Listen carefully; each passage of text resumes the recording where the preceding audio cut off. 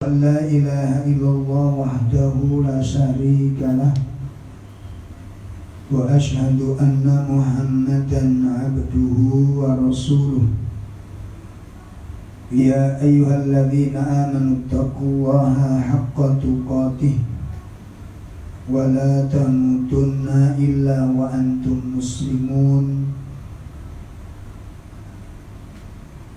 يا أيها الذين آمنوا اتقوا الله ولتنظر نفس ما قدمت لغد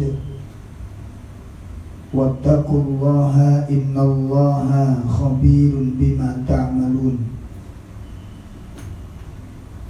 أما بعد اعلموا أن أصدق الحديث كتاب الله وخير الهدي هدي محمد صلى الله عليه وسلم وشر الأمور محدثاتها وكل محدثة بدعة وكل بدعة ضلالة وكل ضلالة في النار. Ikhwatul iman rahimani wa rahimakumullah. Bapak-bapak, ibu-ibu, jamaah majelis taklim yang semoga dimuliakan Allah Subhanahu wa taala. Pertama, mari kita panjatkan puji dan syukur kita kepada Allah taala. Salawat salam tetap tercurahkan kepada beliau Nabi sallallahu alaihi wasallam dan juga kepada seluruh keluarganya dan kepada para sahabat-sahabatnya serta kepada para umatnya yang senantiasa istiqomah di atas sunnahnya. Semoga Allah jadikan ilmu yang kita pelajari menjadi ilmu yang bermanfaat untuk kita semua. Dan semoga majelis taklim pada pagi ini menjadi pundi-pundi amalan yang akan memberatkan timbangan ibadah kita di sisi Allah Subhanahu wa taala. Amin ya rabbal alamin. Bapak Ibu sekalian yang dimuliakan Allah,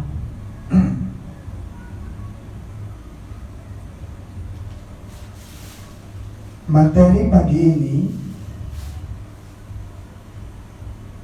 kita akan membahas secara khusus serial Keluarga Sakinah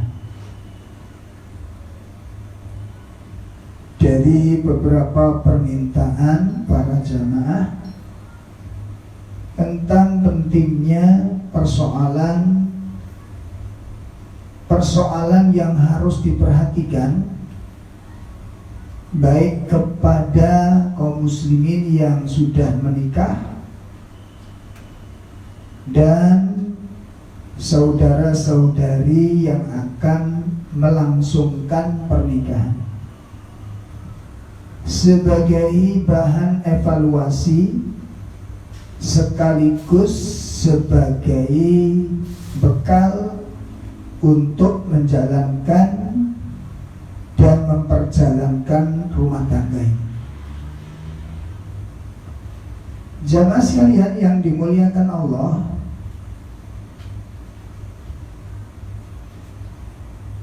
agama Islam ini adalah agama fitrah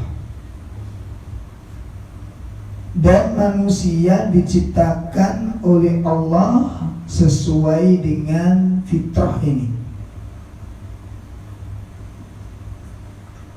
Oleh karenanya Allah tabaraka wa ta'ala menyuruh manusia untuk menghadap kepada Allah ta'ala melalui agama yang fitrah ini agar tidak terjadi penyimpangan dan penyelewengan sehingga nantinya manusia tetap berjalan di atas fitrahnya.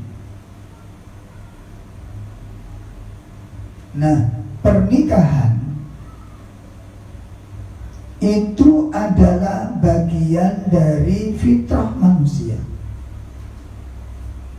Ya, pernikahan itu merupakan bagian dari fitrah manusia. Oleh karena itu Islam menganjurkan umatnya untuk menikah, disebabkan karena menikah itu merupakan gharizah insaniyah. Apa itu gharizah insaniyah? Gharizah insaniyah itu adalah naluri kemanusiaan, dan itu masuk bagian dari naluri asasi. Naluri asasi itu merupakan hal yang sudah mutlak dialami oleh manusia. Nah, apabila gharizah ini, naluri ini tidak dipenuhi dengan jalan yang sah, apabila naluri ini tidak dibuatkan syariat, tidak dicukupi sesuai dengan jalan yang benar, yakni yang dimaksud dengan pernikahan, maka naluri ini akan mencari jalan-jalan syaitan yang kemudian menimbulkan perbuatan-perbuatan tercela, kerusakan-kerusakan yang sangat amat besar, dan pada ujungnya adalah menjerumuskan manusia ke dalam lembah yang sangat hitam dan membawa kepada kebinasaan dan kehancuran. Tatanan manusianya ini akan rusak. Ya. Makanya orang-orang yang melakukan yang katakan para pezina, ya, yang kemudian dari perzinahan menghasilkan anak, berzina lagi menghasilkan anak lagi, ini rusak tatanan masyarakat. Silsilahnya nggak jelas, aturannya nggak ada. Nah, disinilah kemudian yang membedakan indahnya, cantiknya, bagusnya syariat Islam yang membedakan antara manusia dengan binatang. Ada silsilah, dan itu ditekankan di dalam syariat agama ini. Oleh karenanya di dalam surat Ar-Rum pada ayat yang ke-30, surat 30 ayat 30, Allah Subhanahu wa ta'ala menjelaskan, fa'akim wajhaka lid-dini hanifa fitratallahi allati fataran nasa 'alaiha la tabdila li khalqillah dzalika ad-dinul qayyim walakinna aktsaran nasi la ya'lamun. Maka hadapkanlah wajahmu dengan lurus kepada agama Islam ini, sesuai fitrah Allah. Disebabkan Allah telah menciptakan manusia menurut fitrah itu, tidak ada perubahan pada penciptaan Allah. Itulah agama yang lurus. Tetapi kebanyakan manusia tidak mengetahui. Nah, ayo ikhwan rahimani wa rahimakumullah, makanya di sini sangat penting kita untuk memahami bersama-sama, karena nanti problem-problem yang sedang terjadi yang tidak pernah habisnya di dalam rumah tangga itu yang terus terjadi, yang terus berkembang dengan beraneka ragam macam bentuknya ini. Maka orang-orang yang sudah memahami tentang makna nikah, memahami tentang tujuan nikah, maka mereka akan berhati-hati di dalam mensikapi permasalahan-permasalahan, polemik-polemik yang terjadi dalam kehidupannya ini. Ya.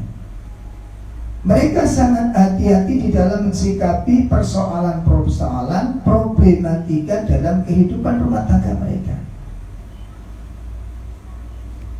Oleh karena itu, bagaimana agar pernikahan kita ini menjadi pernikahan yang diberkahi oleh Allah?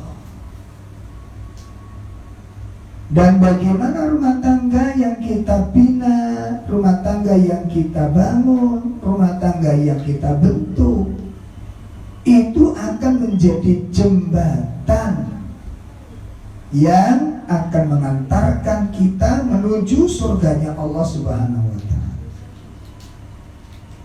Ya. Karena kalau kita kaji dengan baik, kalau kita kaji dengan benar, itu Masya Allah,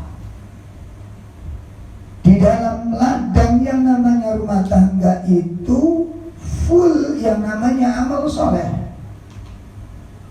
Jadi ladang yang paling subur untuk bercocok tanam dengan amal-amal soleh, dengan amal-amal yang mulia, itu adalah rumah tangga. Ladang yang namanya rumah tangga.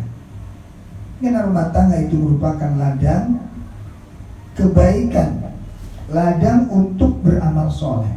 Dari segala sisi, dari segala pintu, dari segala waktu, di sana terdapat pintu-pintu untuk melakukan amal soleh. Nah, oleh karena itu, ayo ikhwah rahimani wa rahimakumullah, para bapak, para ibu sekalian, pagi kita ini kita akan membahas seputar masalah rumah tangga ini, dan kita awali dari pembahasan paling mendasar, yakni tentang definisi nikah. Ya, apa yang dimaksud nikah, apa itu makna nikah, dan apa tujuan menikah. Ibu-ibu, bapak-bapak sekalian yang dimuliakan Allah, sekarang kita bahas yang pertama dulu tentang definisi. Apa yang disebut dengan nikah? Menurut bahasa, nikah itu bermakna al-dhammu. Nikah itu bermakna al-dhammu. Dhammu. Jadi kalau kita belajar membaca huruf-huruf hijaiyah, ya, itu ada alif fathah a, alif dhamma. Dhamma, al-dhammu. Apa artinya al-dhammu? Al-dhammu itu adalah menghimpun. Ya. Makanya kalau huruf U itu harus ngumpul, semua bibirnya ngumpul di tengah-tengah. U itu ngumpul bentuk mulutnya, makanya disebut dhamma'u, ngumpul, menghimpun. Lah, kata ini dimutlakkan untuk dua perkara, yakni al-aqd, ya, untuk sebuah akad dan hubungan suami istri. Nah, jadi yang dikatakan nikah itu dimutlakkan maknanya untuk akad dan untuk hubungan suami istri. Itu akad, itu nikah. Di mana nikah itu bangun, kumpul, menghimpun, artinya apa? Perkumpulan hubungan antara suami istri. Nah, adapun menurut syariat,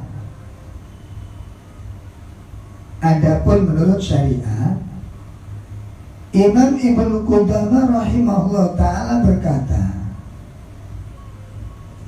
an-nikahu fi syar'i, nikah di dalam pandangan syariat itu adalah al-aqdun fin nikah, akad di dalam pernikahan, perkawinan itu. Janji yang menunjukkan bentuk penghalalan dia akan dikumpuli. Itu namanya nikah menurut syariat. Janji yang menunjukkan kehalalannya untuk dinikahi, untuk dikumpul halal.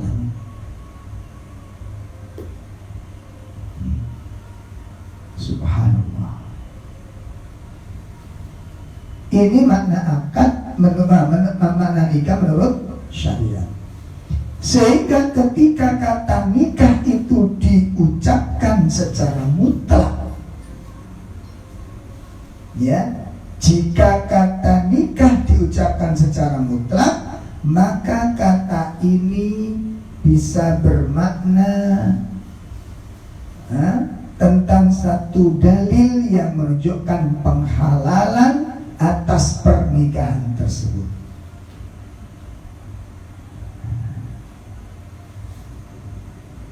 Nah, ayyuhal ikhwan rahimani wa rahimakumullah, menurut Imam Al-Qadhi rahimahullah ta'ala, beliau menyatakan yang paling sesuai dengan prinsip, ya, yang sesuai dengan prinsip kaidah para ulama bahwa nikah, yang namanya nikah itu pada hakikatnya adalah berkenaan dengan perjanjian dan persetubuhan. Ini menurut pandangan kalangan para ulama. Makanya kata-kata nikah itu dalam Al-Quran itu adalah dikumpuli. Nah, di dalam sebagaimana dijelaskan oleh Allah Ta'ala dalam surat An-Nisa, bisa kita simak semuanya, coba yang membawa mushaf. Di sana Allah Subhanahu wa ta'ala menyebutkan di surat An-Nisa ayat 22, wala tankihu ma nakaha aba'ukum minan nisa illa ma qad salaf innahu kana fahishatan wa maqtan wa sa'a sabila. Dan janganlah kamu menikahi perempuan-perempuan yang telah dinikahi oleh ayahmu, ya, kecuali kejadian pada masa yang telah lampau. Sungguh perbuatan itu sangat keji dan dibenci oleh Allah, dan seburuk-buruk jalan yang ditempuh oleh manusia. Nah, di sini menggunakan kata-kata manakah. Itu artinya apa? Orang-orang yang sudah dinikahi dan sudah dikumpuli oleh ayah kalian. Ya, ini ada larangan, ya, ada larangan menikahi wanita-wanita yang sudah dinikahi oleh ayah-ayah kita. Ya, sambung katakan demikian, ada ibu sambung, tapi sudah dikumpuli. Maka nakah itu bukan cuma dinikahi, sudah akad nikah belum, tapi sudah dikumpuli. Maka makna nikah di sini adalah al-aqd, ya, adanya sebuah perjanjian dan hubungan suami istri. Makanya sangat keliru kalau ada orang sudah sekarang, di zaman sekarang sudah ada, ya, ada lagi ngetren nikah dulu tapi nggak usah pakai kumpul. Biasanya anak-anak pelajar demikian, supaya nggak pacaran. Ini nggak benar. Supaya nggak pacaran, pokoknya nikah dulu, seperti nggak kumpul aja supaya nggak keburu hamil, ya, nggak keburu punya anak. Ini keliru. Hakikat nikah itu kumpul. Namanya kalau akad nikah kemudian tidak mau kumpul, itu bukan nikah namanya. Nah, mudah-mudahan ini sedikit tambahan buat teman-teman atau remaja-remaja yang kepingin nikah tapi nggak mau kumpul, dan banyak itu kasus-kasus sekarang terjadi demikian. Ini sebuah kekeliruan yang sangat besar. Dan ini poin pertama. Kemudian yang kedua, bahwa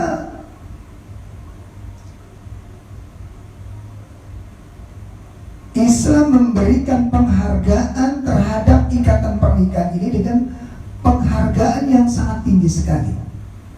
Artinya apa? Bahwa kedudukan nikah itu sangat tinggi dalam pandangan Islam. Kedudukan nikah, sampai-sampai ikatan itu ditetapkan sebagai separuh dari agama. Masya Allah, saking tingginya derajat pernikahan ini. Yang tentunya kenapa Allah mendudukkan nikah itu seperti separuh agama. Nanti bapak-bapak, insya Allah kalau bapak-bapak ibu-ibu yang sudah menikah pasti akan memahami kandungan kalimat ini. Karena di dalam pernikahan itu banyak sekali persoalan-persoalan agama di sana. Istiqomah itu bisa hilang setelah menikah. Istiqomah bisa semakin kuat ketika setelah menikah. Komitmen itu bisa hilang setelah menikah. Komitmen bisa semakin tumbuh setelah menikah. Maka di dalam pernikahan itu terjadi sebuah misteri yang sangat besar. Gambaran-gambaran kita sebelum menikah, ya ilusi-ilusi kita sebelum nikah itu bisa jadi tidak terjadi sama sekali. Yang kita rancang bisa jadi tidak bisa kita lakukan sama sekali. Yang kita bisa akan rencana program bisa tidak terwujud sama sekali. Yang kita impikan bisa tidak tercapai. Tetapi sesuatu yang di luar dugaan-dugaan kita, kenikmatan-kenikmatan besar, anugerah-anugerah yang mulia bisa kita peroleh di luar dugaan kita. Itu namanya rumah tangga full, penuh yang namanya misteri. Sehingga tidak boleh seseorang itu menggambar-gambar dulu, program-program dulu, nanti kalau sudah punya rumah tangga, nanti istri saya tak beginikan, tak atur demikian, tak tata demikian, nanti suami saya tak ajak berpikir begini, tak ajak buat program begini. Rencana begitu itu boleh. Tapi jangan terkejut kalau kemudian rencana-rencana yang kita gambar itu tidak terjadi sama sekali. Kenapa? Seperti tadi saya sampaikan bahwa pernikahan itu sebuah misteri yang sangat besar. Nah, ini bukan untuk menakut-nakuti yang akan menikah, tapi supaya mempersiapkan diri. Makanya tadi saya sampaikan ada keseimbangan. Setelah menikah nanti bisa jadi terjadi hal-hal yang di luar dugaan, kemuliaan-kemuliaan yang besar, keuntungan-keuntungan yang besar, faedah-faedah besar, itu bisa kita peroleh tanpa terbayarkan terlebih dahulu. Mungkin sebelum dia menikah itu fakir, setelah menikah dia kaya, gak ngerti dia. Atau terjadi sebaliknya. Maka misteri-misteri itu disiapkan dengan dua hal. Satu, keluasan ilmu. Yang kedua, kekuatan iman. Saya ulangi, misteri-misteri yang begitu rahasia ini, misteri-misteri yang begitu luar biasa ini, itu bisa kita hadapi dengan baik apabila kita sudah siapkan modal yang paling utama. Ada dua modal utama itu. Yang pertama adalah ilmu yang bermanfaat, ilmu yang luas. Dan yang kedua adalah iman yang kuat. Ini modal utama. Sehingga nanti kalau bapak ibu, mas-mas, mbak-mbak yang akan menikah itu gak khawatir lagi apapun yang terjadi di dalam rumah tangganya nanti. Karena kejadian-kejadian dan peristiwa-peristiwa itu pasti akan terjadi. Ya. Lah, untuk belajar menyiapkan ilmu ini, jangan nonton sinetron. Ya. Akhirnya jenengan gambarnya kayak keluarganya sinetron, itu ada sutradaranya. Oleh karena itu, ayyuhal ikhwah rahimani wa rahimakumullah, maka Islam memberikan penghargaan yang begitu besar, memberikan kedudukan, kemuliaan kepada pernikahan yang sangat luar biasa. Sehingga Islam sampai menetapkan bahwa nikah itu sebanding dengan separuh agama. Ya Allah. Jadi kalau sekarang ada ikhwan akhwat ya yang masih bujang, beribadah dengan tekun, puasa dengan itu, baru separuh agama. Yang separuhnya nanti itu bisa ditebus dengan yang namanya nikah. Mari kita simak dalam sebuah hadis Nabi SAW. An Anas bin Malik radhiyallahu anhu qala Rasulullah sallallahu alaihi wasallam, man tazawwaja faqad istakmala nisfal iman falyattaqillaha fin nisfil baqi. Ya. Rasulullah SAW menyebutkan barang siapa menikah, ya, maka dia telah melengkapi separuh imannya. Masya Allah. Ya, barang siapa menikah, maka dia telah melengkapi separuh imannya. Dan falyattaqillah, dan hendaklah ia bertakwa kepada Allah dalam memelihara yang separuhnya lagi. Nah, jadi nikah itu sendiri itu sudah separuh agama. Lah yang separuhnya lagi apa? Ibadah-ibadah di luar pernikahan. Hubungan dengan orang tua, hubungan dengan lingkungan, ibadah-ibadah yang lain itu separuh dari agama. Maka hendaklah dia berhati-hati, kata Allah, hendaklah dia bertakwa kepada Allah dalam memelihara yang separuhnya ini. Sebab kalau kita menikah, setelah menikah kita sudah dapat separuh dengan menikah itu, yang separuh bisa hilang ketika akad nikah tidak dijaga dengan sebaik-baiknya. Ini berapa banyak orang marat-marit setelah menikah, dan berapa banyak orang semakin bagus setelah menikah.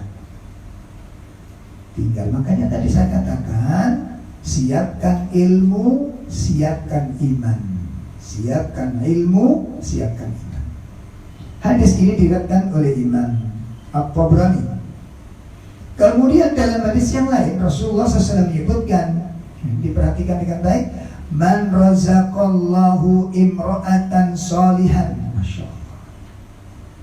Ya, barang siapa yang dikaruniai oleh Allah dengan wanita, istri yang sholihah.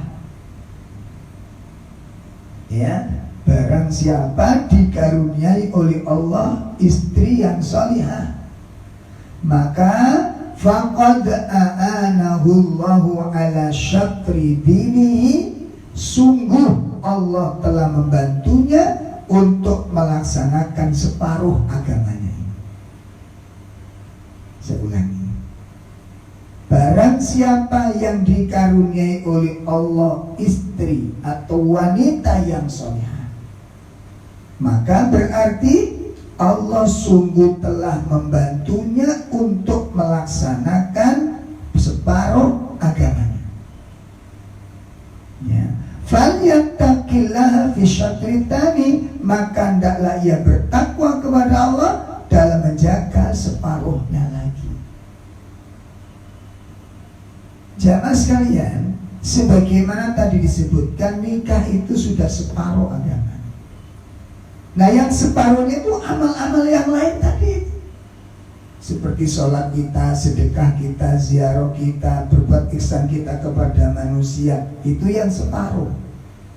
Taklim kita, dakwah kita, birrul walidain kita, ya, ikramul jal, ikramul duyuf, memuliakan tetangga, memuliakan tamu. Lalu kenapa Nabi menyebutkan kalau dikasih pasangan yang sholih dan sholihah, berarti Allah membantu yang separuhnya? Perhatikan, kenapa Nabi menyebutkan barang siapa yang dikasih pasangan yang sholih dan sholihah, berarti Allah telah membantu yang separuhnya.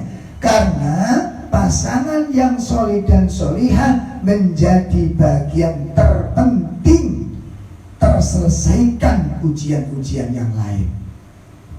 Sholat nanti setelah menikah semakin bagus, delok pasangannya.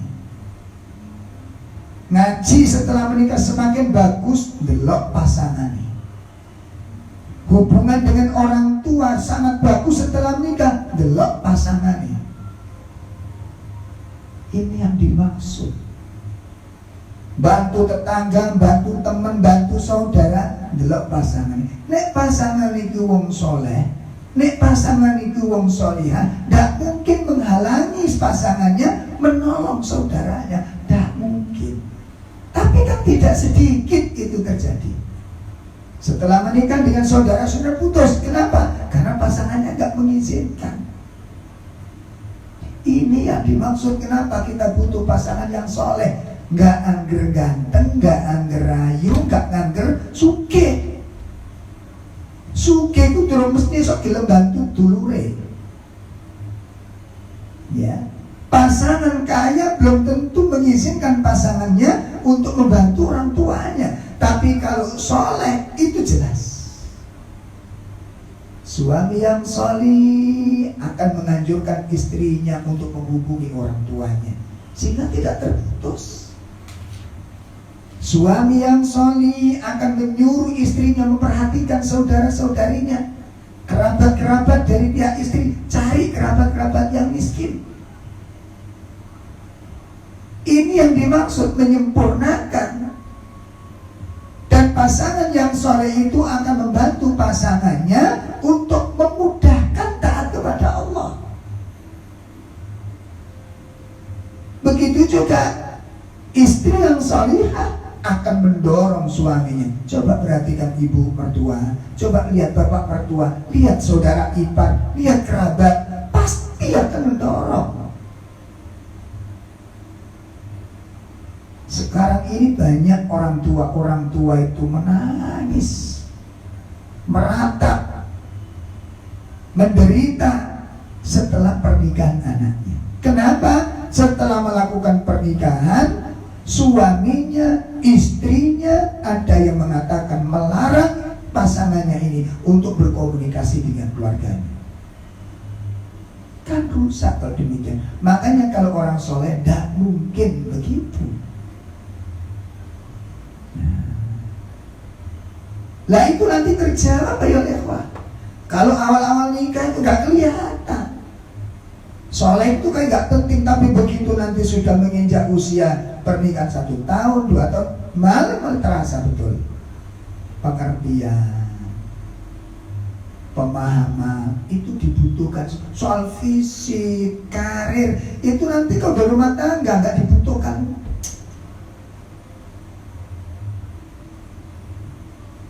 Kebahagiaannya itu bukan di situ. Ya, kepuasan. Mungkin awal-awal kalau kita punya karir bangga dia dapat orang banyak. Tapi diingat-ingat perjalanan rumah tangga nanti yang merasakan kita bukan tetangga. Karir, kedudukan, jabatan, kekayaan, wallahi sama sekali tidak ada hubungannya dengan itu kebahagiaan. Ya, tidak ada hubungannya dengan itu. Makanya Nabi menyebutkan man razaqahullahu imra'atan sholihatan faqad a'anahu Allahu ala syatri dini.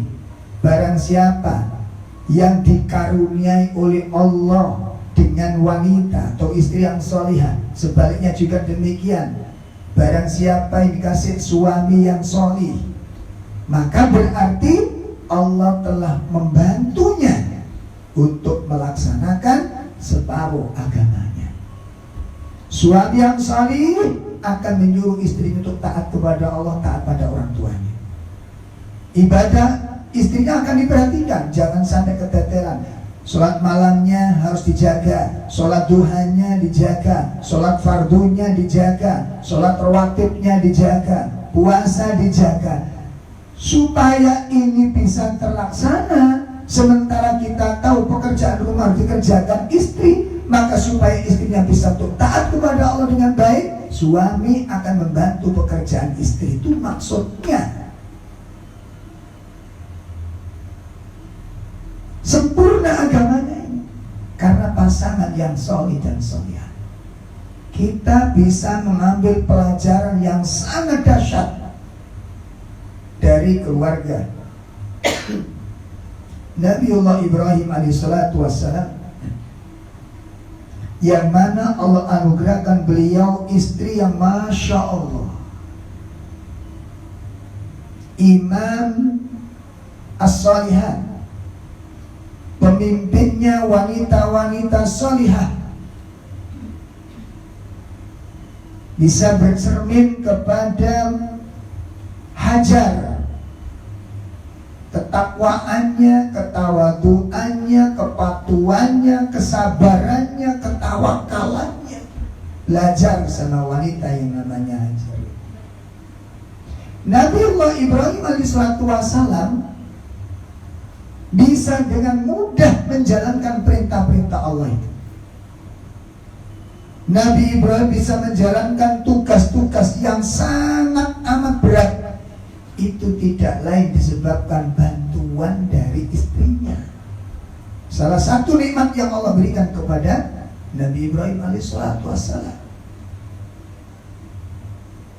Coba ketika Nabi Ibrahim mendapat perintah untuk membawa istrinya seorang diri dengan membawa anak yang masih merah, disuruh pindah dari keluarganya, dari kampungnya, menuju suatu tempat yang sangat sepi, terpencil, dan sangat jauh dari manusia. Tidak ada teman, tidak ada tetangga, tidak ada kerabat, jauh semua manusia ini. Di suatu lembah yang tandus, lembah yang tidak ada air, lembah yang tidak ada tanam-tanaman, minim fasilitas. Seorang diri, mampukah Nabi Ibrahim menjalankan? Ketika istrinya enggan untuk menolongnya, ketika Hajar tidak mau ditinggal, bisakah Nabi Ibrahim berbuat? Insya Allah. Makanya status pasangan, kesolian pasangan itu segala-galanya dalam menentukan masalah ke depan. Termasuk ayo ikhwah, ibu, bapak, termasuk di dalamnya. Hanya orang-orang yang soleh yang menerima diri kita dengan segala bentuk keadaannya. Ada kelebihan, ada kekurangan.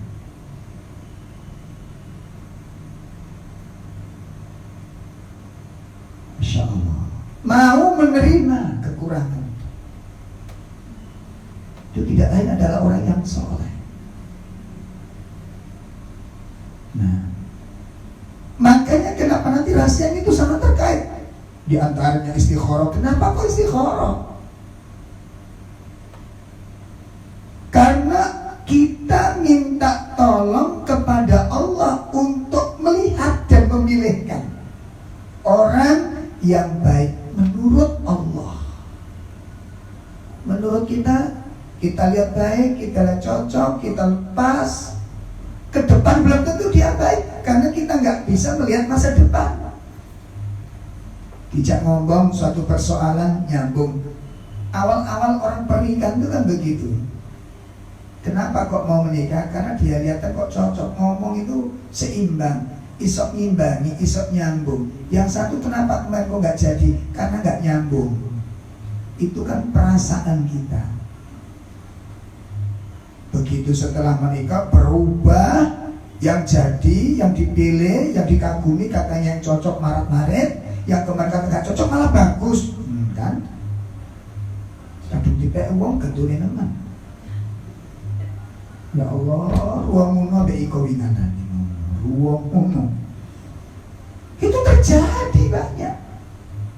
Yang dipilih, yang dikagumi suka mukul, menelantarkan, bakhil, keras, mengerikan. Dan itu tidak nampak pada awal-awal pernikahan. Makanya ada syarat istikharah. Nah, ini pernikahan, ini pernikahan. Makanya nikah itu kedudukannya sangat tinggi di sisi Allah. Ya, ini yang pertama, kemuliaan yang Allah berikan kepada pernikahan. Allah, Rasulullah menempatkan, Islam menempatkan bahwa ikatan pernikahan itu sebanding dengan separuh agama. Kemudian yang kedua, ya, tentang kemuliaan Allah memberikan pernikahan ini, bahwa pernikahan itu memiliki janji di dalam pernikahan. Janji di dalam pernikahan yang disebut dengan akad nikah. Akad itu buhul. Akad itu buhul.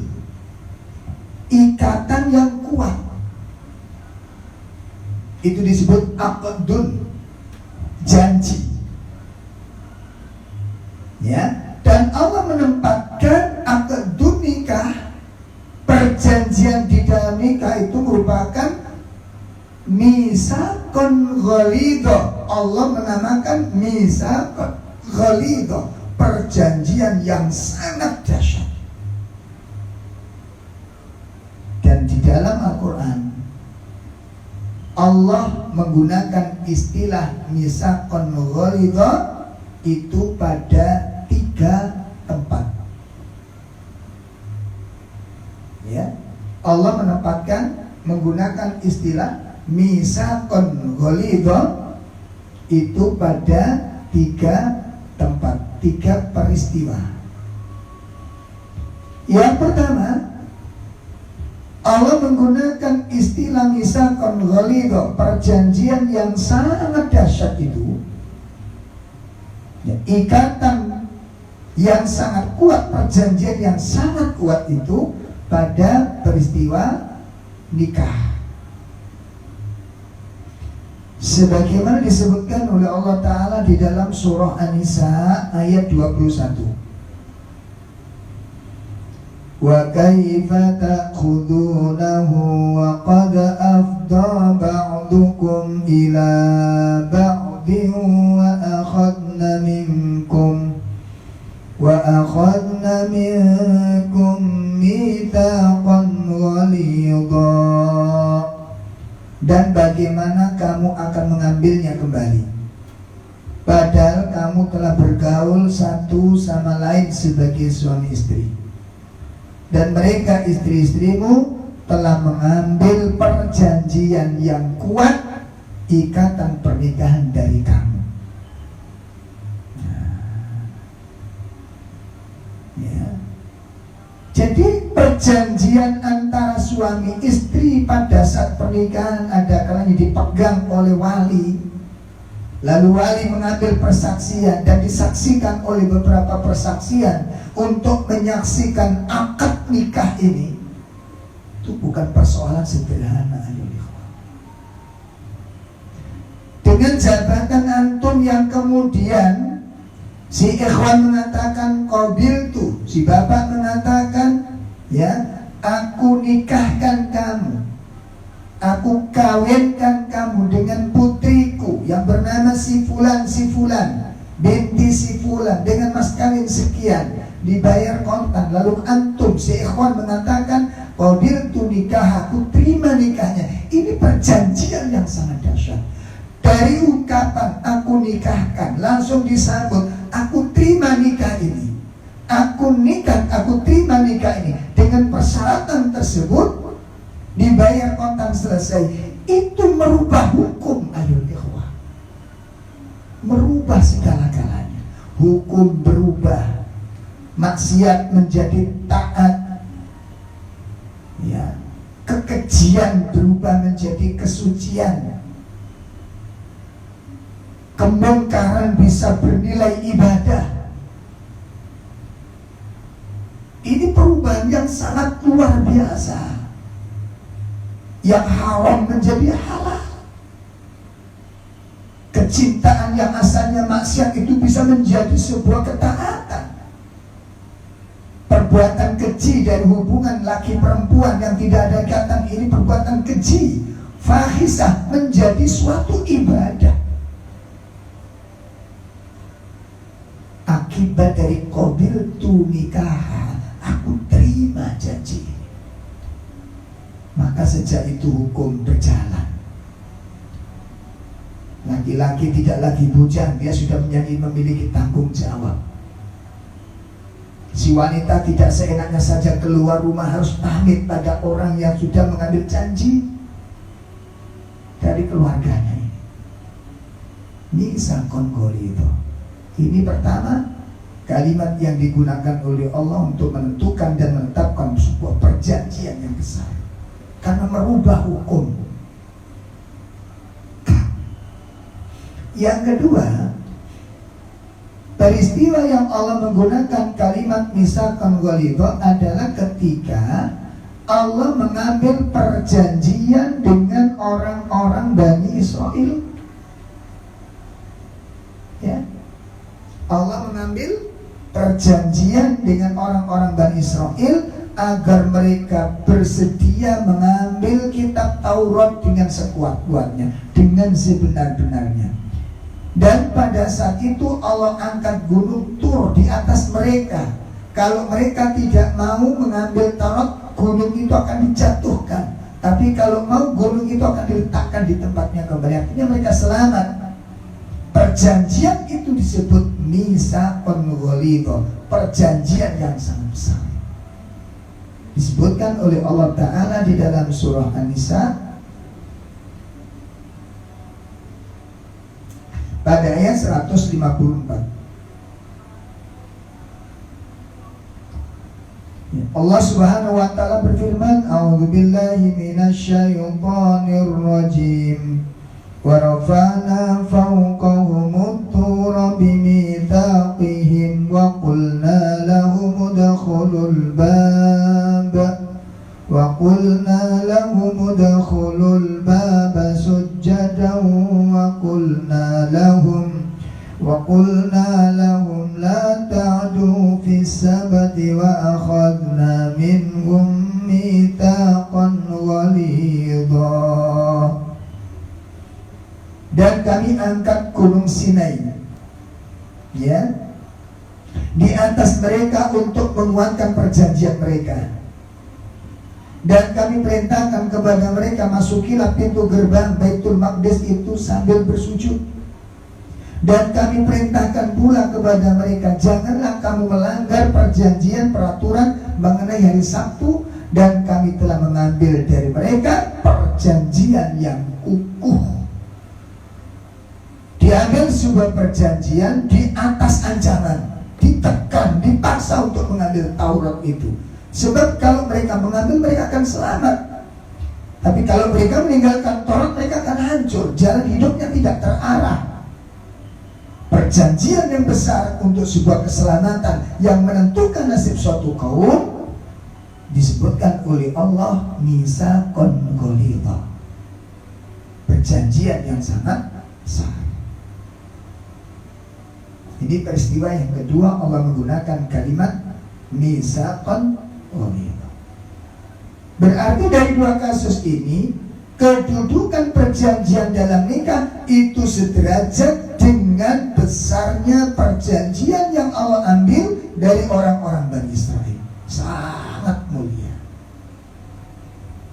Peristiwa yang ketiga, Allah menggunakan kata-kata Mitsaqun Ghalidh. Itu adalah Allah tujukan mengambil perjanjian kepada para nabi dan para rasul untuk mengemban tugas dan amanah ini. Ya Allah, tugas yang begitu sangat amat berat, amanah yang tidak boleh diremehkan dan ditinggalkan. Sekecil apapun harus disampaikan kepada umat. Sementara kita sadar, sementara kita tahu, sementara kita membaca riwayat, ya, ada nabi yang diusir dari kampung halamannya, nabi yang dimusuhi kaumnya, nabi yang diputus hubungan dengan ayahnya, nabi yang dibunuh, nabi yang difitnah, nabi yang diuji dengan ujian yang tidak pernah berhenti. Itu dalam rangka untuk melaksanakan perjanjian yang berat ini. Karena para nabi sudah diambil perjanjian yang begitu berat, resikonya berat, tantangannya berat, ujiannya berat, tetap dijalankan. Kenapa? Karena Nabi sudah mengambil perjanjian. Akad nikah juga demikian. Ayo ikhwah, rumah tangga nanti itu, rumah tangga itu banyak persoalan, problemnya banyak, ujiannya banyak. Harus dijalani, harus dihadapi, harus dijaga dan dipertahankan. Kenapa? Ada Mitsaqun Ghalidh. Mari kita simak di dalam surat Al-Ahzab, bagaimana Allah mengambil perjanjian kepada para nabi dan para rasul. Yang kita tahu nanti para nabi, para rasul ini mendapat ujian-ujian yang berat, tapi tetap dijalankan. Kenapa? Karena sudah ada perjanjian dari Allah. Menanggung resiko yang begitu mengerikan. Ada yang ditangkap, dipenjara, ditangkap, dibakar, tapi tetap dijalankan tugas ini. Kenapa mereka kok menempuh jalan seperti itu? Karena sudah ada perjanjian. Akad nikah itu demikian. Nah, mari kita simak di dalam surat Al-Ahzab ayat 7, surat 33 ayat yang ke-7. Allah Subhanahu wa taala menegaskan, A'udzu billahi minasyaitonir rajim. Wa in akhadna minan nabiyyina mitsaqahum wa minka wa min Nuhin wa Ibrahim wa min Nuhin wa Ibrahim wa Musa wa Isa bin Maryam wa akhadna minhum mitsaqan ghalidha. Kita temukan kalimat mitsaqan ghalidha. Dalam ini peristiwa yang ketiga ini, mari kita lihat. Dan ingatlah ketika kami, kata Allah, mengambil perjanjian dari para nabi dan dari engkau sendiri, dari Nabi Nuh. Nah, dari engkau sendiri, kemudian dari Nabi Nuh, dari Nabi Ibrahim, dari Nabi Musa, dari Nabi Isa putra Maryam, dan kami telah mengambil dari mereka perjanjian yang teguh, perjanjian yang sangat kuat. Ini perjanjian dengan ulul azmi, orang-orang yang diberikan keteguhan oleh Allah, nabi yang paling banyak dan paling berat cobaannya. Diambil sebuah perjanjian yang namanya mitsaqan ghalidha. Ada risiko, ada sebuah perkara yang bertentangan dengan nafsu. Nafsunya diletakkan mengikuti isi perjanjian tersebut. Ya. Dakwah ditolak, kita kan enggak demikian. Kita ingin cari orang-orang yang mau saja, yang enggak mau enggak usah diurusi. Enggak bisa begitu. Tetap berdakwah, tetap datang ke sana. Ada ancaman, iya. Ada intimidasi, iya. Ada teror, iya. Ada kesengsaraan, jelas. Tapi sudah ada perjanjian, ayo ikhwan. Konsekuensi dari sebuah perjanjian itu menerima kandungan-kandungan dari apa yang terjadi dalam peristiwa apa yang sudah diambil perjanjian itu. Orang-orang Bani Israel diambil perjanjian untuk mengambil Taurat. Melaksanakan Taurat itu untuk mengendalikan nafsu. Saya kepingin begini, tapi Taurat melarang gak boleh. Saya kepingin begitu, kitabnya melarang gak boleh. Saya gak mau begini, tapi Quran, Taurat menyuruh. Maka karena perjanjian, segala bentuk ego diletakkan mengikuti aturan yang ada dalam perjanjian, termasuk menikah. Ya, makanya pembicaraan tentang masalah rumah tangga itu nggak pernah akan ada habisnya. Konflik yang namanya rumah tangga terus ada, terus ada. Bagaimana nanti kalau kita sama-sama ngajinya? Bodoh aja tetap. Dikira kalau ngaji sama ngaji kemudian nggak ada masalah. Kenapa demikian? Tabiat manusia itu beda, laki perempuan itu beda, selera beda. Lah di sini yang kemudian menimbulkan problem. Nanti ada pembahasan tersendiri nanti. Ya. Nanti kita siapkan materi yang menarik gitu ya. Apabila pasangan nggak sesuai dengan yang diharapkan, buyar aja bahasa sederhana ini. Gak cocok buyar. Insya Allah. Ya seperti Nabi, wah gak sulit, gak bisa buyar aja tak terakhir dari Nabi kan tidak ada Nabi pensiun dari kenabian. Jalani sepahit apapun jalan itu, segetir apapun jalan hidup itu, dijalani. Kenapa? Ini ada perjanjian. Nikah pun juga demikian. Ayo ikhwah. Adapun nanti kalau memang betul-betul sudah tidak memungkinkan untuk digabungkan, itu pun melalui proses. Jadi cerai itu gak semudah yang kita bayangkan. Hari ini gak cocok dikit, cerai gak cocok dikit, buyar. Bukan begitu pernikahan ini. Ketidakcocokan itu mesti ketemu, makanya kudu disiapkan dari mulai awal. Tiba kata nikah cukup bayang no pinak tok ae. Makanya juga kan belajar dengan jenis sinetron. Baru bayang-bayangin, apalagi film India itu dulu.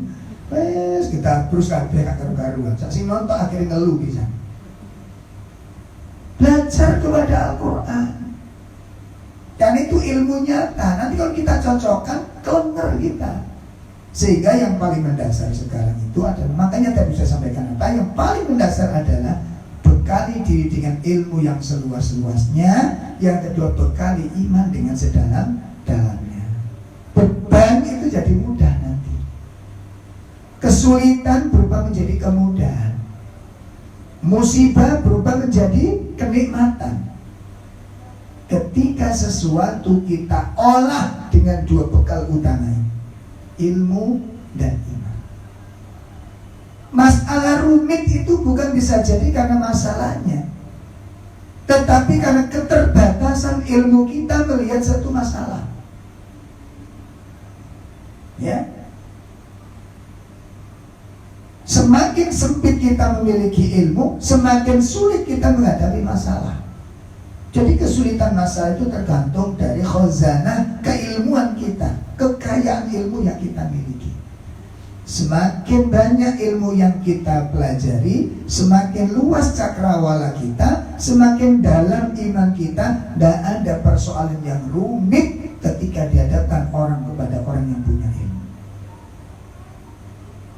Saya punya teman ahli arloji, spesialisnya tukang arloji. Tukang-tukang yang lain kalau nggak bisa ditaruh di meja, dan kerjanya tuh enak-enakan aja dia. Datang jam 9:30, nanti jam 11 pulang dia. Di mejanya itu, di tempat servisnya itu udah rentetan puluhan. Itu cuma dilihat aja 1 menit, kutak itu udah selesai. Kutak selesai itu tukang-tukang yang lain nggak mampu, kan? Sementara dia cuma dilihat aja, di kutak itu waras sudah. Kenapa? Karena spesialis. Kedalaman ilmu dalam mengkaji sesuatu. Lah ini nanti dibutuhkan ibu. Jadi kalau wis rumah tangga tenanan ngono jane wis ganteng klemis ora patek dibutuhne, sing penting ngerti sing entuk kepingin omah, ngerti sing entuk kepingin gelang. Astagfirullah. Ini penting untuk dipelajari semua. Demi Allah, kekayaan, kedudukan sama sekali gak ada hubungannya dengan kebahagiaan dan ketenangan hidup. Gak ada hubungannya sama sekali. Tapi ilmu, iman itu yang menentukan nasib rumah tangga ini. Maka bekalilah dengan bekal yang sebenar-benarnya untuk pembekalan. Kemudian persoalan berikutnya, Islam tidak menyukai hidup membujang. Ya. Tapi bagi teman-teman, bagi mbak-mbak, ya mungkin mas-mas, yang mungkin sampai hari ini belum ketemu jodoh, itu perlu dipertanyakan dulu. Apa benar memang gak ada orang yang mau, atau jenengan itu cerewet gitu. Yang mau banyak jenengan kakek pilihan, kakek ruwet, keruwetan pikiran. Ya, timbangannya itu syarat. Makanya kalau timbangannya syarat itu mudah urusannya. Nanti saya takut itu semua tempat takut. Khawatir semua kondisi khawatir. Orang kalau mau dagang takut nggak laku, nggak jadi dagang. Orang mau sekolah takut nggak naik kelas, ya nggak sekolah. Orang belajar sepeda motor, belajar naik sepeda panjang, takut jatuh, ngesot aja. Kita bisa berdiri tegak seperti ini karena kita dulu berani jatuh. Orang bisa berjalan tegak, bisa meloncat paling cepat, itu bukan lancar. Melalui proses dia belajar, merangkak, dia begitu, jatuh, dia terpeleset dia. Lalu dengan ketekunannya, keberaniannya, kesabarannya, bertahan untuk merasa pedihnya luka yang di kulit, maka semua itu bisa kita lalui. Ya. bisa kita jalani. Maka ketakutan-ketakutan yang bukan pada tempatnya harus dilawan. Kekhawatiran-kekhawatiran yang bukan pada tempatnya harus dikesampingkan. Adapun pengalaman-pengalaman hidup yang kita, mungkin ada teman menikah kok kayak begini, ada teman menikah kok kayak begitu, curhatan-curhatan teman-teman yang menikah kok mengerikan. Terus kita, kenapa tidak melihat orang-orang yang berhasil? Kok yang ada dengarkan orang-orang yang banyak kegagalan? Dan kegagalan itu belum tentu masalahnya jadi masalah. Makanya lapangkan pikiran, buka wacana, buka komunikasi, sehingga tantangan-tantangan itu bisa kita lalui dengan kapasitas ilmu, pengetahuan, dan sebuah keyakinan. Ya, jadi Allah, Rasulnya dan Islam melarang keras kepada kaumnya untuk tidak menikah. Dalam sebuah hadis Rasulullah SAW menyebutkan, ya, memerintahkan, kata sahabat Anas, Rasulullah SAW memerintahkan kepada kami untuk menikah dan melarang membujang dengan larangan yang sangat keras. Nabi SAW mengatakan, tazawwadul wadud al-walud, nikahilah wanita yang subur, nikahilah wanita yang penyayang. Fa inni mukathirun bikumul anbiya yaumal qiyamah, karena aku akan berbangga dengan banyaknya umatku di hadapan para nabi pada hari kiamat nanti. Nah, oleh karena itu ya ikhwan, kita lihat ada satu peristiwa, ada tiga sahabat yang datang bertanya kepada istri-istri Nabi SAW tentang ibadah Nabi, bagaimana ibadahnya Rasulullah SAW ini. Kemudian setelah diterangkan bahwa Nabi kalau malam itu suka sholat malam dan kuat sholat malamnya, Nabi itu suka berpuasa, Nabi itu tahan lapar, Nabi sudah biasa lapar. Kemudian diterangkan pula bahwa Nabi itu sangat kuat menahan hawa nafsu, sangat kuat menahan hawa nafsu. Maka tiga orang ini masing-masing, ya, masing-masing ingin meningkatkan ibadah mereka. Setelah pulang dari rumah istri-istri Nabi SAW, salah seorang mereka berkata, adapun saya maka sungguh saya akan puasa sepanjang masa tanpa putus, tiap hari puasa nanti saya. Ya. Kemudian yang lainnya sahabat yang berkata, adapun saya maka saya akan sholat malam dan saya tidak akan tidur setiap malam. Masya Allah, saya akan sholat malam selama-lamanya. Yang lain mengatakan, sungguh aku akan menjadi wanita, saya tidak akan menikah selama-lamanya. Supaya apa? Saya dalam beribadah itu bisa istiqomah, bisa ajak. Kan beda kalau orang nikah dengan belum nikah, itu kan beda. Belum nikah dari mulai asar, lanjut maghrib, lanjut isya, tidak masalah. Tapi kalau udah nikah, kita baru selesai sholat, belum apa-apa udah telepon sama istri. Itu konsekuensinya. Lah kita nggak mau, yang satu nggak mau saya diganggu dengan begitu. Saya ingin fokus ibadah. Akhirnya tiga orang ini dipanggil oleh Nabi SAW. Ya, Nabi berkata, antum alladzina qultum kadza wa kadza. Benarkah kalian telah berkata begini dan begitu? Yang satu rencana puasa selamanya, yang satu rencana sholat malam selamanya, yang satu ingin menjadi wanita supaya fokus di dalam ibadah. Betulkah demikian? Maka Nabi mengatakan, ana wallahi inni la aksyakum lillahi wa atqakum lah. Apa kata Rasul? Demi Allah, sesungguhnya akulah orang yang paling takut kepada Allah dibanding kalian. Aku yang paling bertakwa kepada Allah dibandingkan dengan kalian. Walakinni asumu wa uftiru wa usolli. Akan tetapi saya berpuasa, saya makan, saya sholat, wa arkudu, ya, saya pun tidur, wa atazawwaju nisa, saya juga menikahi wanita, kumpul dengan istri saya. Faman rohiba an sunnati falaysa minni, maka barang siapa yang tidak menyukai sunnahku, maka dia bukan dari golonganku. Jadi Islam melarang umatnya membujang, menekankan kita untuk menikah dan menganjurkan kita untuk menikah. Nah, bapak-bapak, ibu-ibu sekalian yang dimuliakan Allah Subhanahu wa Ta'ala, lalu apa tujuan menikah itu? Di poin yang kedua saya sampaikan secara global saja dulu. Di antara tujuan menikah, disyariatkannya menikah, ya, yang pertama adalah untuk memenuhi tuntutan naluri manusia yang asasi. Naluri manusia yang asasi itu adalah kebutuhan pokok. Ya, itu merupakan kebutuhan pokok. Naluri manusia, gharizah insaniyah tadi.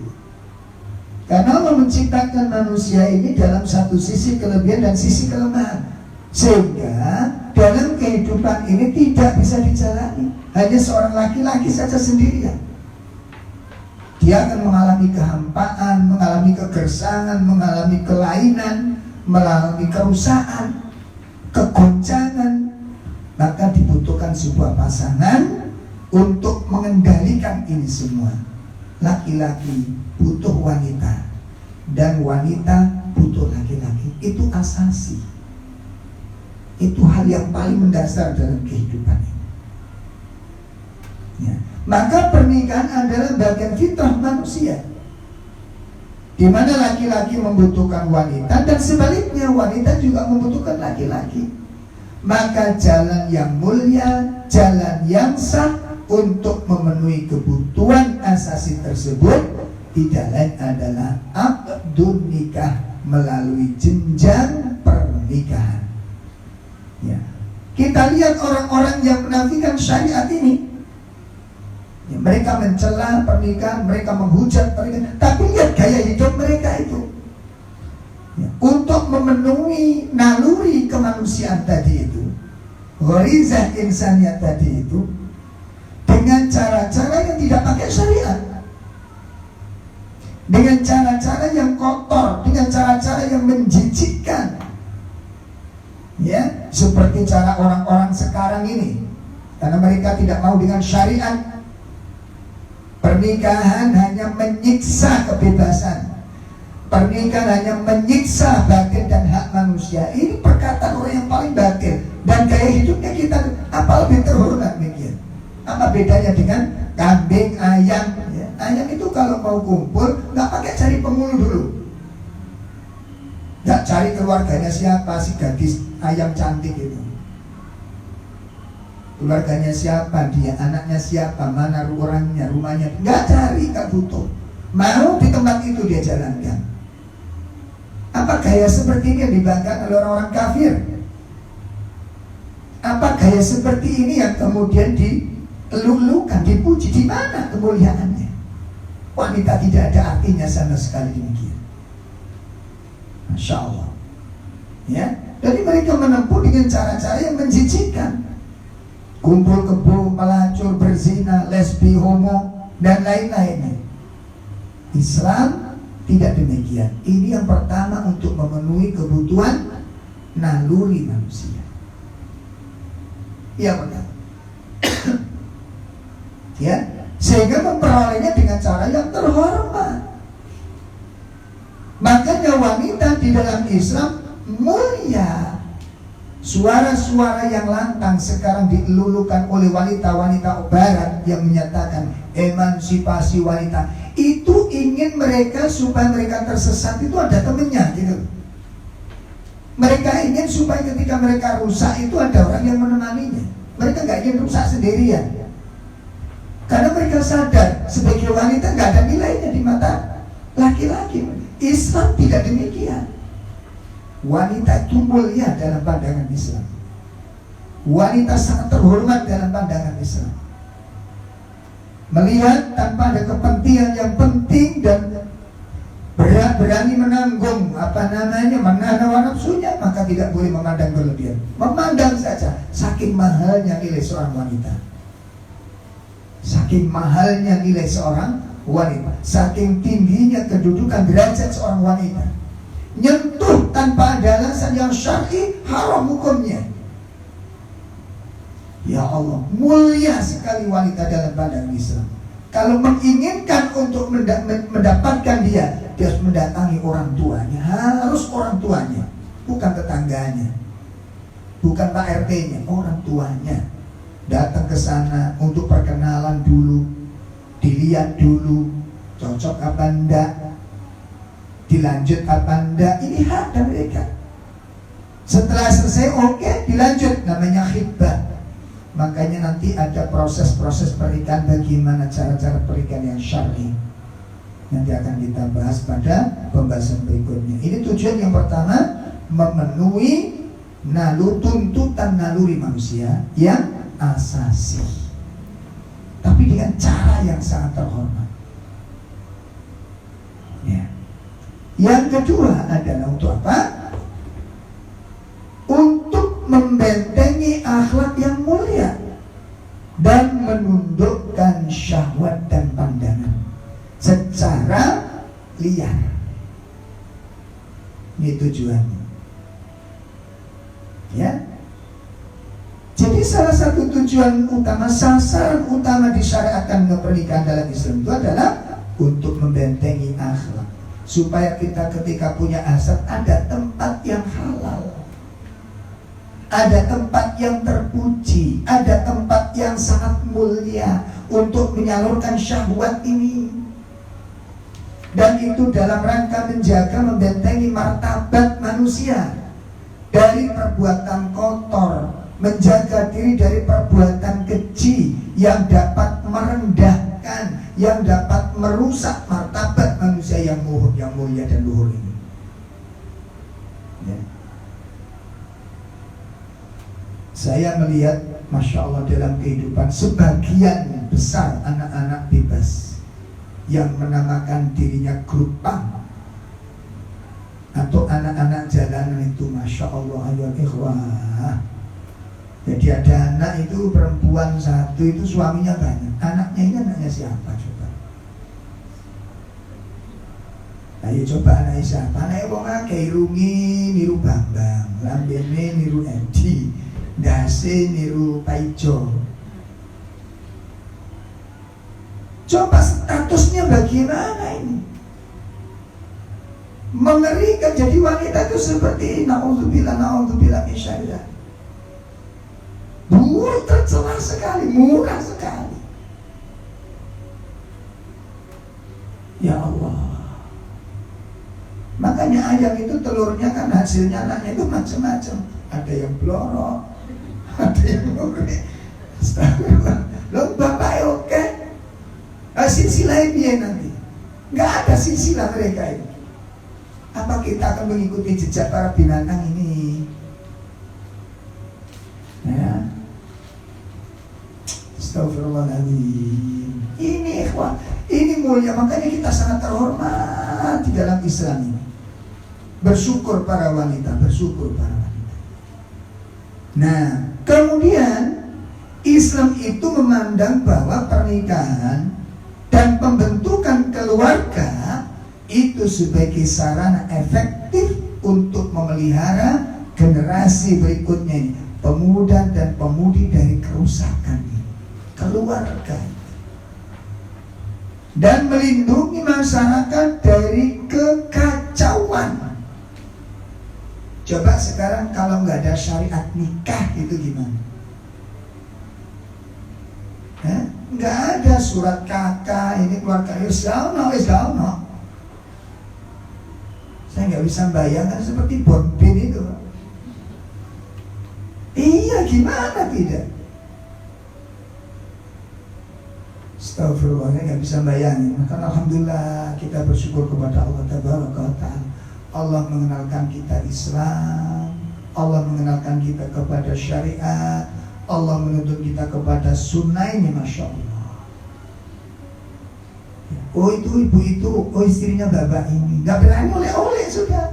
Oh anaknya ini, oh ya jelas tertata rapi. Tapi kalau tidak, maka kekacauan, kerusakan, kebinasaan, huru-hara akan terjadi. Islam bukan agama kekacauan. Islam agama-agama yang bermartabat.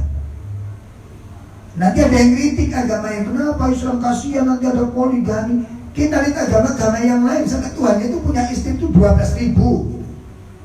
Saya kemarin baca tentang ceritanya apa itu namanya wayang, nganggur-nganggur maca wayang. Krishna, wah jadi Tuhan Krishna. Bojo niku wewonan, coba bayangin. Bayangin coba. Belum yang lain itu diungkapkan. Makanya orang kalau mengkritisi itu mereka nggak ngelihat diri mereka lebih buruk daripada yang mereka kritiki dalam Islam. Karena Islam bukan agama kerendahan, bukan agama kerusakan. Islam agama yang memelihara. Nah kok ada teroris? Teroris bukan dari Islam. Islam tidak mengajarkan teroris. Ya, kalau mereka mengatasnamakan Islam itu fitnah dan mereka ingin membuat kekacauan dalam Islam. Mereka bukan orang yang paham kepada Islam. Walaupun berjenggot itu untuk merusak orang-orang yang berjenggot di atas sunnah. Kalau ditangkap, tangkap aja. Hukum-hukum aja mereka sesuai dengan perbuatan yang setiba, karena Islam membenci perbuatan mereka. Ya, Islam itu agama kemuliaan. Ada jihad, ada, tapi ada aturannya. Jihad ada dalam Islam, tapi ada mekanismenya. Jelas ya. Oleh karena itu, ketika para pemuda, pemudi yang punya keinginan untuk menikah sudah kuat, tapi kemampuan tidak ada, Islam memberikan solusi. Masya Allah. Apa solusinya? Mari kita lihat Nabi SAW menyebutkan, Ya ma'syar syabab, man istata'a minkumul ba'ah falyatazawwaj. Wahai para pemuda, barang siapa di antara kalian yang berkemampuan untuk menikah, maka menikahlah. Yang sudah mampu menikah, mampu dalam hal ekonomi, mampu dalam hal mental. Nah, sekarang ada cilik-cilik belan orang iso ngersiin, pipis orang iso cami, is kudu memet nikah. Baru kerja, belum ingin bantu orang tuanya, udah memetin nikah. Setelah nikah memeti cerai. Insya Allah, karena gak terbina. Ayo ikhwah, Bapak Ibu tolong diperhatikan dengan baik ya. Jadi para pemuda yang betul-betul sudah mampu di antara kalian, punya kemampuan untuk menikah, maka menikahlah. Sebab, nah ini tujuannya tadi, fa innahu aghaddu lil basar. Karena pernikahan itu lebih menundukkan pandangan, wa ahsanul farji, dan lebih membentengi kemaluan dari perbuatan maksiat. Sudah ada tempatnya, sudah ada jalurnya yang mulia dan terhormat. Faman lam yastati, dan barang siapa yang tidak mau menikah, tidak mampu untuk menikah, sementara keinginan itu ada, fa alaihi bisawm, maka hendaklah dia berpuasa. Fa innahu lahu wija, karena di dalam saum dapat membentengi dirinya dari keinginan-keinginan syahwatnya. Ini tujuan utama di dalam nikah, untuk membentengi akhlak, untuk membentengi budi pekerti, untuk membentengi martabat manusia. Yang ketiga, tujuan mereka itu adalah untuk menegakkan rumah tangga yang islami, yang target utamanya adalah sakinah, mawaddah, warahmah. Di dalam rumah tangga terdapat sebuah kedamaian. Di dalam rumah tangga terdapat di dalamnya kasih sayang. Di dalam rumah tangga terdapat sebuah kebahagiaan. Itu ketika rumah tangga dibangun di atas dasar syariat dan di atas dasar kecintaan yang benar. Itu tujuan utamanya, menenangkan dan menenteramkan pikiran. Itu namanya rumah tangga. Nah, pada poin yang ketiga ini saya akan ungkapkan pada pertemuan akan datang nanti. Ya, rumah tangga yang bagaimana nantinya itu yang akan melahirkan sakinah. Ya, apa itu sakinah? Ketenangan. Apa itu ketenangan? Itu akan kita bahas pada pertemuan yang akan datang. sekaligus bagaimana konsep membangun rumah tangga yang Islami. Ya, itu diantara tujuan ibadah ini belum selesai. Ya, insya Allah nanti secara khusus pada pertemuan akan datang lebih spesifik, lebih rinci akan kita bahas tujuan daripada nikah, insya Allah. Demikian pemirsa sekalian, Bapak Ibu yang dimuliakan Allah, perjumpaan kita, kajian kita pagi ini mudah-mudahan menjadi ilmu yang bermanfaat, dan semoga atas ilmu yang kita pelajari nanti menambah wacana dan wawasan bagi kita semuanya. Bagi yang sudah menikah, itu mudah-mudahan menjadi bekal, menjadi bahan evaluasi.